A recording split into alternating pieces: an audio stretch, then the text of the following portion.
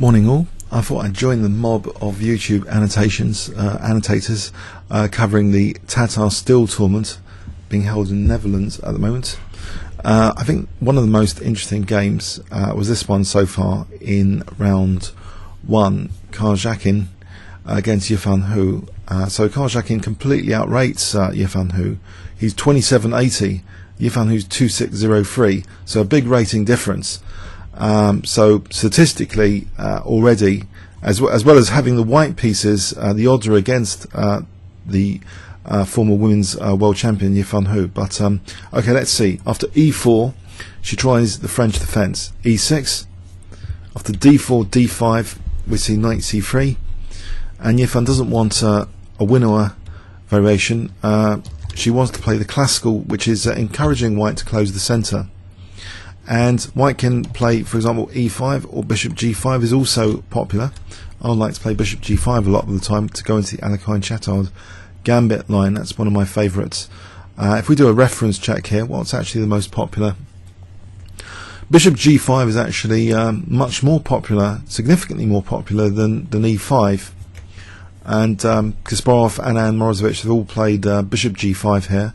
About 22,000 games here for bishop g5.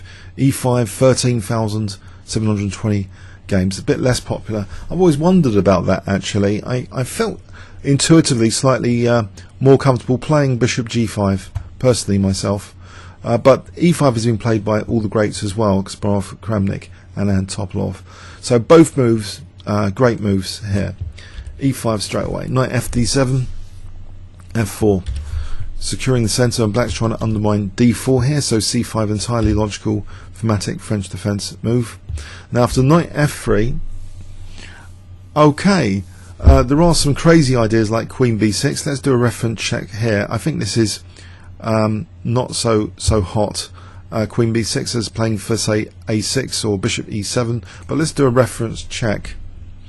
The most common move is knight coming out to c6 straight away here, 8,000 games. It's the vast majority of the games, just adding a little bit more pressure to the d4 pawn here. Okay, a6 second most popular, 429 games. Queen b6, that weird queen b6 I've sometimes played, 245 games. And players like Nigel Shaw, Manajo Pons, Drev, Gurevich have played queen b6. Very interesting line. C takes d4 straight away, 93 games. Now b6 is a rare bird, 36 games, quite a rare bird. Bishop e7 an even rarer bird. So basically, by a huge majority, knight coming to c6, 8,880 games. So what was played in the game? Bishop e7. Okay, so not adding a little bit of pressure to d4 is actually slightly unusual. And the reason I think, well, we're going to see why the knight is not deployed to c6 is revealed straight away. An interesting move order. So why not knight b6, which is the most popular move? The idea is revealed that after bishop e3, the knight can be usefully used to support a light square bishop exchange, because Yifan plays b6. So she's kept the knight deliberately on b8, hoping that this is an interesting innovation to exchange off the light square bishops. And why would you want to do this in general, as a gross generalization in the French defence? This is considered a bad bishop. But the bad bishop does secure against, for example, f5s. It makes black's structure more solid. It's not completely bad. It adds solidity to black's structure. Black is usually assuming in this structure that the white pawns are going to be kept on dark squares, and a light square bishop exchange will therefore emphasize key strategic squares like c4 and f5. So it's an interesting idea, but what if, for example, it wasn't so clear cut as that? Can white interfere with black's plan? We see the move here, bishop e2, which shows actually that white is not interested in say queen d2 and casting queenside. It's keeping options open and waiting for that bishop a6, not minding potential tempo loss here. That after bishop a6, okay, is it a problem that okay, he doesn't want to take necessarily on a6, he doesn't mind Yifan taking on e2 here, and he shows that he just castles. So his intention was just not to castle queenside here. After bishop a6, he just castles kingside. Okay, so we have a situation where black has got rid of that, inverted commas, that bad bishop, but now we see knight takes e2, and this is very, very interesting. Knight takes e2, more standard is queen takes e2, reveals that c4 might be on the cards now, which is a light square strategy. If you think of black wanting to get hold of a grip on key light squares, black is a bit behind in development here, so can't easily establish these knights on key strategic light squares. And in the meantime now, white, with a lead in development, is actually knocking black hard on the light squares now, potentially, with the move c4 in this position. And in fact, I think we're out of opening theory. We must be out of opening theory here. So when did it come out of... okay, there's one game with knight c6 here. Players which are relatively unknown. And yeah, two virtually unknown games. Okay. And a 2-3-9-5 losing with the black pieces here in 1991, playing c4, because white then reacted aggressively with g4, maybe trying for that f5, which just shows that the solidity of black's position on the light squares, it has come in question. That bad bishop, was it so bad after all? If things like g4 become possible after c4, I mean, that just demonstrates rather harshly that f5 is now a serious liability for black. If we just step back here, did we really completely go out of theory with b6? I think I mentioned it's been played a few times, the move b6 here. It's been played 4 times, at least 4 times before, in this position. And Morozevich has actually played it. So when was that? Morozevich played this in I think 2004, and he lost to Shirov in this line in 2004. Okay, so we get this light square bishop exchange with c4 really trying to damage black on the light squares, and also this knight can make use of f5 or h5. You can imagine cd, ed, knight f5 is going to be handy. So does black just allow that to happen, or does she want to control f5? Well, she wanted to control f5, and there's no easy way of protecting d5 here, so she takes on c4, and now we see d5, which is really damaging black on the light squares, and a very forceful move, forceful sequence as well. Queen takes d5, attacking the knight moves, queen takes c4, and the queen is unpleasant there in this position. I think white actually might be threatening now to move a3 simply to munch that knight. We'll check in the second pass for the more nitty gritty details here, but this looks like a clear threat, just to play a6 and carry on building the pressure. Sorry, a3, and then okay, if knight c6, use the d file, stuff like that. Now usually you don't undertake active operations if your king's not in great safety, and this looks like a rule breaking move, that the king's still in the centre, and Yifan in this position plays b5. It seems a risky strategy indeed. And okay, the obvious queen takes b5 might fall to knight c2, little tactical trick which might justify black's play, but no, there's no need to allow that. Queen e4 keeps an eye on c2, and a3 would drive the knight into a bad square, in theory, on the edge. Okay, we see the move now, queen c8, which means perhaps that a3 can be answerable with knight c6. But what about the b5 pawn here? It's a bit loose and it's attacked. Knight c3.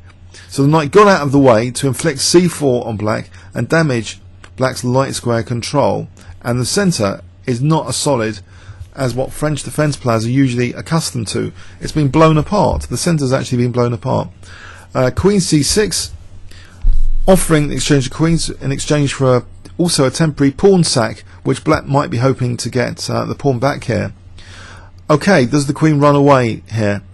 Maybe on queen f5 there could be things like queen g6. We'll check that out in the second pass, but it looks as though white doesn't want to make any concession here and play the position as it is. Forget queen's coming off, it doesn't matter. If white's got an advantage, white's got an advantage. So he takes the queens off and plays knight takes b5, inviting this apparent counterplay. But the black king's still in the centre. This is a big problem. Undertaking these active operations often backfires. If you haven't completed your development, put the king in safety, it's a horrible position, because now if black wants to try and get the pawn back with rook b8, the king's getting knocked around. The rooks are not yet connected. So we see knight c7 check, king d8, knight d5, offering the pawn back. Okay, but the king in the centre is a huge tactical vulnerability. So rook fd1, just pointing at that king. Horrible position now, it seems intuitively, at least. And this rook might even be a tempo gainer for things like this, or just using the b file potentially at some point. But this looks like a very, very difficult position now for black to play.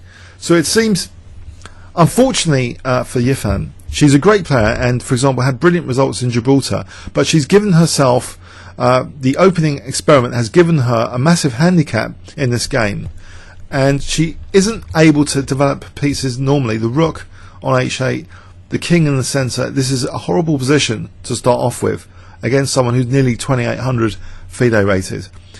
She tries rook e8, and c5 is an obvious point of attack here.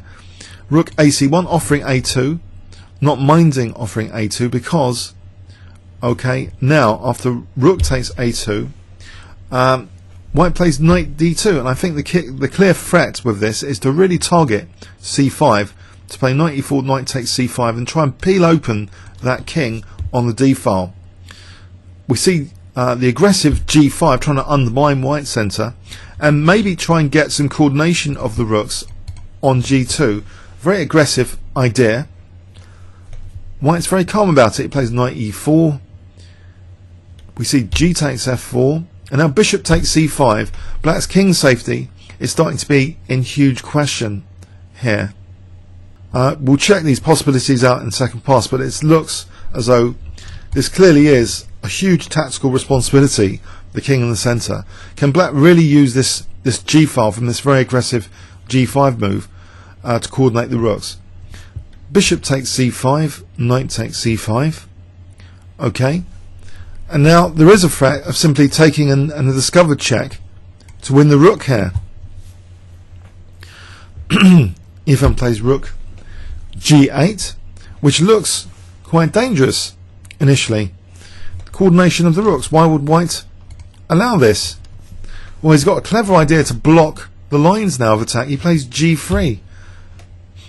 So a pawn sack after fg just plays h3.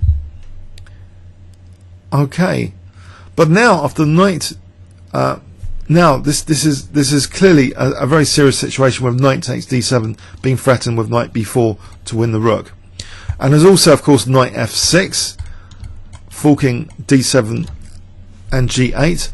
So this looks like a busted position. Black is in a desperate position and plays knight d takes e5, which threatens actually to mate white if given another move. Knight f3 check is mating. If king h1 rook h2 will be mate, or king f1 rook f2 mate. So but white's got the discovered check and picks up the rook, and here for this moment at this time white's a rook up, but black is forcibly getting some material back with check. And now if king h1, that would be embarrassing for g2 to be mate, but someone who's 2780 FIDE is not going to fall for that.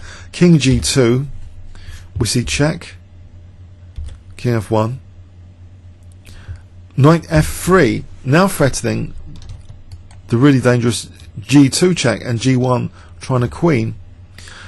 Okay, and you might think, well, can this be parried with, for example, rook c2? We'll check this out in the second pass. White actually just didn't mind it at all. White just plays knight e4, inviting positively g2, saying to black, do your worst. I don't mind even just being a little bit of material up, even if it's just say a knight instead of a rook. So we see the move g2 check, king f2, g1, okay, rook takes g1, knight takes, sorry, rook takes. White's just a knight up. If he took here, that's interesting as well. He took on c6 here, but he's emerged here for the moment a knight up. You counterattacks this knight not to be even more material down. Check. Knight c3, white's a piece up for just 2 pawns. So, but these pawns are fragmented, and white's got these possibilities to attack the king still.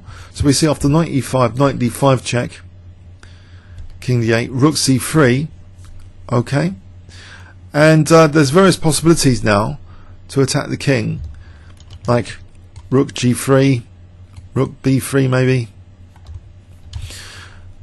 rook a2 check, king g3. It's safeguarding that third rank. Maybe that was the most important task of rook c3. Rook d2, and now the king actually steps in, king f4 check, king g5. It looks as though the position should be quite easy to play here. The king's getting very aggressive, not minding a little bit of simplification. And the king's holding f6, so check is possible. Trying to win a pawn now. Check. Check. After f5, knight takes h6. It's becoming much, much easier to win this as the pawns drop off. And here Yifan, who resigned, she is a brilliant player, and she can really beat 2700 players. She's proven that in past events, but objectively she gave herself an opening handicap from this opening experiment, which, given this game, she might not repeat this ever again. But let's have a look at that again from a more technical point of view of this game. So what really happened technically in this classical variation? So far it's all book territory here. So the idea starts, the opening experiment, which basically gave Yifan an opening handicap against the much higher federated player. The handicap chess started here, not playing the more standard knight c6, which still is got a good success rate for white, 56.7. It's quite a good line for white. What usually happens, just for those theoretically interested, this kind of thing, and the most common move here, just slightly on my database, is taking on d4, not a6, so taking on d4, knight takes d4, and black plays bishop c5, queen d2, and 1061 games with black castling here, white castling queenside usually, that's the usual beta track, a6. It's a long theoretical line here, which many of you may have seen before, but this is the most kind of mainline approach for black. Rook h3, b4, taking on d4, a5. Okay, some nuances as well, and even here there's like 6 games here, so this is a heavily beaten track in the French defence. But we start to go completely off with, first of all, bishop e7 here. It's a rare bird, introducing this rare bird idea of bishop a6. So this is the start of the opening experiment with bishop e7. Okay, so bishop e3. The opening experiment has the assumption that the white pawns are going to remain largely on dark squares, and black's going to have time to get a grip on the light squares after the exchange of the light square bishop. Does that really occur? No. Instructively, perhaps you can call that instructive, I guess, that white is not going in for the routine castling queenside, because also there might be an issue with an avalanche on the queenside here as well, because b6 also supports the c5 pawn. So if white routinely tried, for example, queen d2 and castle queenside, white would probably end up getting absolutely mashed in this sort of situation, where c4, for example, Okay, unless f5 is giving white too much counterplay, but it's far more dangerous to do this with the exchange of the light square bishops. I think that's only like helping black. This kind of position would show a much more positive scenario for this light square bishop exchange. f5 still a dangerous idea for black, and maybe white's technically better, but this would have been a great deal better than the game continuation. So Sergey, far from being surprised, he adapts totally to this new scenario. He's not going to castle queenside. Instead, he's going to use after the light square bishop exchange the c pawn to blast black's centre to bits. So he's castling kingside rather cosily here, and we've just gone off the rails of theory here. The opening experiment is a rare one indeed. In fact, so just check once more, bishop e3, a reference check on b6. It's been played 4 times before to play b6 here in this position. On my database here, it's not too many times. We've seen Morozevich play it, as I say, before Shirov in 2004. It's really experimental territory here. Okay, so this light square bishop exchange, white castling kingside, so a securer king than he would have, completely different plans now introduced in the position. Technically, after the move c4, white, I think, is having an advantage here. Is this really a ferocious attack? Intuitively, a knight coming to f5 is unpleasant, but from an engine point of view, knight c3 might also be unpleasant, just targeting d5. And what can black do here? This is awkward even to defend d5 in this position. So cd, knight takes d4. We've got a horrible frontal attack possibility, an isolated queen's pawn, and f5 now threatening f6. This is just getting to be horrible, this sort of position. So this is not exactly what black had wanted, to just loosen her light squares and centre like this. So white's really reacted appropriately to the opening experiments here. And okay, Yifan, she tries d takes c4, and we see d5. ed, queen takes d5. Probably not too many options here. Knight b4 seems a bit adventurous. Is there more solid moves available? Queen c8. Let's go with queen c8. Queen takes c4, and black castling probably offers better chances than the game. At least the king is not stranded in the centre. Okay, so this sort of position, it looks pretty horrendous for black though. White's got a nice bind on the light squares, control of d5. It looks horrendous, and okay, can white actually intensify the pressure and start doing something really, really concrete here? Yes, probably with f5. Mobile pawns, f6 on the cards at some point, or just queen g4 first for f6, and it starts to look absolutely crushing for black on the king side here. Let's just follow this example through. So queen f4, and black's going to get mated here. It looks already like mating scenarios. So white's got this extra mobility actually. What we've seen from this line is the extra mobility of the f pawn is pretty dangerous here. So with knight b4, black is not really content for that sort of position, but trying to play actively with development low and not even castling. If queen takes b5, does that actually fell totally to knight c2? White would still be better even in this position. It's so good, the position. Can lose the exchange. Apparently this this might be okay for white as well. But yeah, queen pardon me, queen e4 was played, and now what is the threat? a3, knight a6, rook ad1. Just pushing the knight to a6 and just controlling the d file is good enough. Okay, so we see queen c8 for the knight. If a3 was played here, the knight could just go back to c6, or queen c6 here, even better. Okay, so knight c3 just targeting b5. And if say a6, a3 here, there's no queen c6, the knight's protecting the queen, and this is a lot better for white. Again, we've got mobile pawns here on the king side, and there's also concrete threats to deal with as well. This position looks pretty dangerous for black. This sort of position looks very passive on the king side and in the centre. So let's go back in the game at least. Okay, trying to get the queens off, but white's advantage persisted. He played very accurately again to give up b2, not minding b2, eyeing this c5 to try and dismantle black with c5. So this knight, which is not doing too much here, is rerouting very powerfully to attack c5 now very shortly in this position, offering even a2.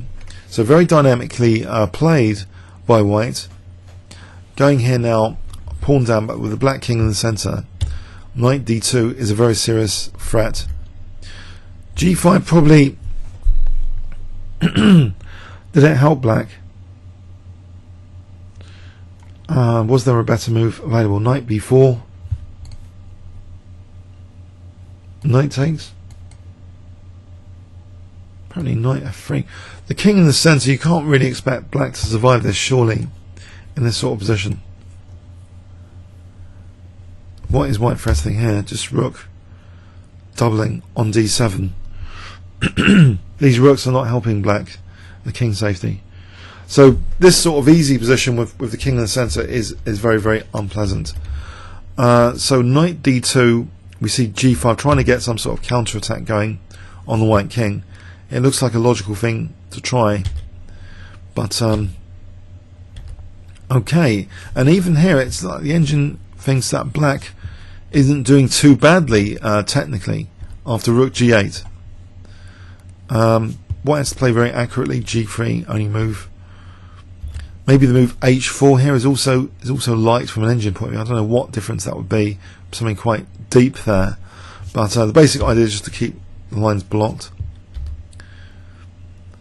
And we see white's winning material. Okay, check. King g2, check. In this position, also if king, h1, this is actually dangerous for white, believe it or not, because of knight d4. If we look at this is a very cunning little tactical trap. Knight d4.